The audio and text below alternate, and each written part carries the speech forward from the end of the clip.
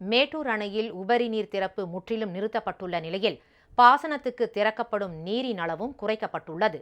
நீர்பிடிப்பு பகுதிகளில் பெய்த கனமழை காரணமாக காவிரியில் வெள்ளம் கரை புரள்கிறது.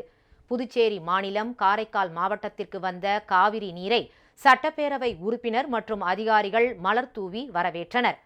பின்னர் பாசனத்துக்காக நூலாறு 5 கண் மதகிலிருந்து தண்ணீர் திறக்கப்பட்டது. காவிரி நீர் திறப்பால் கல்லணை கடல் போல காட்சியளிக்கும் நிலையில் அங்கிருந்து 6 கிலோமீட்டர் தொலைவில் உள்ள பூதலூர் கடையங்குடி ஏரி ஒரு சொட்டு தண்ணீர் கூட இல்லாமல் வறண்டு காணப்படுகிறது. ஏரிக்கு தண்ணீர் திறக்காததை கண்டித்து விவசாயிகள் காலி குடங்களுடன் போராட்டம் நடத்தினர்.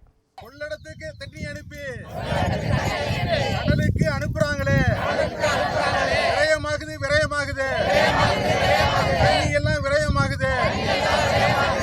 ஏரி குளம் எதுலையுமே தண்ணியே இல்லையே.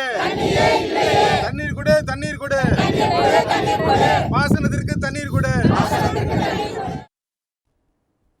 இந்நிலையில் கர்நாடக அணைகளிலிருந்து நீர் திறப்பு குறைக்கப்பட்டுள்ளதால் தமிழகத்திற்கு நீர்வரத்து சரிந்துள்ளது.